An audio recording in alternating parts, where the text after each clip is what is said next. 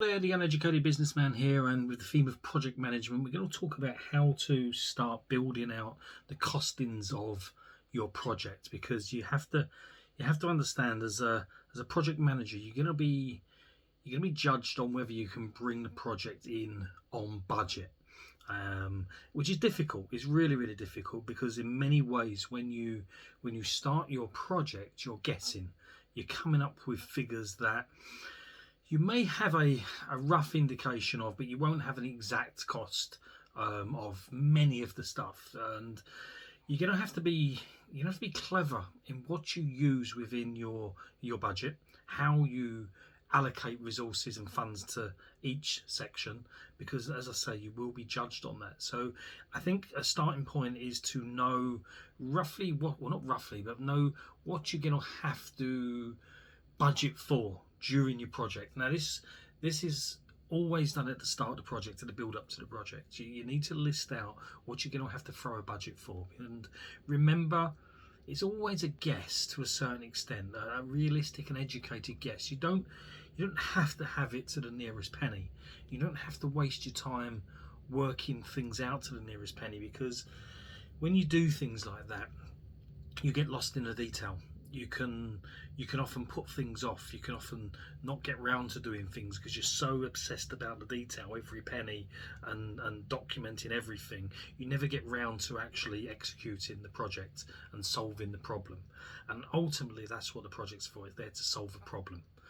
So yes, you need to know roughly how much it's going to cost, and as best a guess as you possibly can, but you don't have to be exactly precise on that, okay? But just bear in mind, you don't want to just chuck huge numbers at it so it comes in on budget or under budget, and you certainly don't want to go way under budget because you're going to go over. It's got to be an educated guess, and it's got to be something realistic that you can understand, or your boss can understand, whoever needs to understand can understand and agree with. Because at the end of the day, if you're chucking huge figures in just to come under budget, it's no good to anybody, and you may scare people off actually going forward with a project anyway. So be realistic with what you estimate. Now, I would say that the first thing you're going to have to do is personnel. You're going to have to make a list of all the personnel that's going to be involved in a project, and how long they're going to be working on this project for, and obviously what their cost is to the company. Now, that's that's reasonably easy. You need 5 people, they earn X amount, they're working on it for 4 months. You can pro-rata their costs down, and you can know roughly what it's going to cost you personnel wise. You're going to need to know travel as well. Are these people going to be traveling? Are they going to be working from one location when they've all got to go to, and they're going to claim expenses? Do they have to go out across continents or counties at least? Is there hotels involved? Is there petrol? All these things have to be put in place, because you're going to have to pay for it. The budget's going to have to pay for it. So you're going to need to work out the logistics of these people, where they're coming from. And you're going to also have to work out what sort of training you're going to have to give them as well. Are they skilled enough to do this project, or do you have to upskill them slightly? Do you have to spend on external trainers coming in to upskill your team, or do you have to even bring in other people to do parts of this project? Do you have to bring them in? Because there's a cost involved in that as well. So training, well, you'll have to look at that. You'll have to look at the skills that's going to be needed. We talked about this in one of the previous videos, highlighting the skills that you need, and you're going to have to look at your staff or your members to see what skills they've got, and then make a call on what extra training they're going to need and how much that's going to cost you. And when they're doing the job, they will probably need supplies. They will need certain things. Will they need a software package? Will they need, I don't know, what will they need? What will they need to physically do this project, physically bring it together?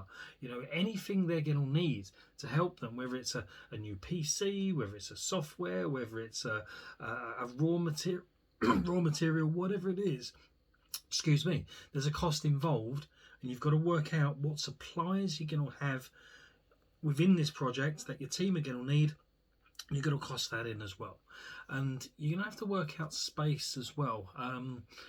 If people are traveling, I think I've kind of covered this actually in the other one, but if they're going to be in hotels, if they're going to go to other offices, if they've got to travel and there's an expense there, you know, that's going to take up money as well, and you've got to budget for that. Research, look at who you're going to have to bring in to research certain things. You know, you may have to use external suppliers to research things, and there's going to be a cost there. So if you don't have the resources within your company to research a particular area and you need to outsource that, you need to find out who is going to be doing this and how much are they going to be charging you. At the end of the day, you know, they're not going to do it for free. So if you need someone to research stuff, how much are they going to charge you? Put that in your box as well. And capital expenditure as well. What technical upgrades will you need? What equipment will you need? What extra goes into this project to enable you to bring it in?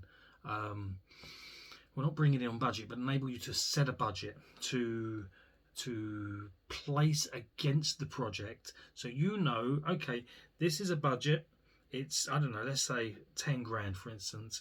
To solve this problem, we need to allocate 10 grand of funds to all these extra parts that I've just mentioned, and then you can individually allocate an amount to that, and then you've got your budget.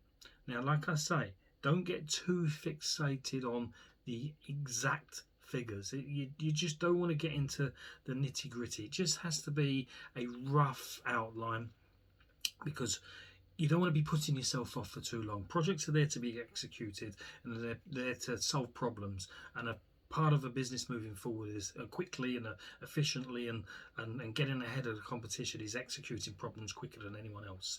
And if you can do that within your project and you can do that on budget, then you're going to be successful. If you go over budget, you know, obviously it depends on how much over to whether or not it's still classed as a success. Ultimately, if the project does solve a problem and makes money for the company, there will be leeways, but at least it will give you an idea for the next time you do it. What you don't want to do is just go into so much detail, it takes so long to cost it out. Someone else has come in and solved that problem behind your back, and they've taken the market share, they've taken the lead.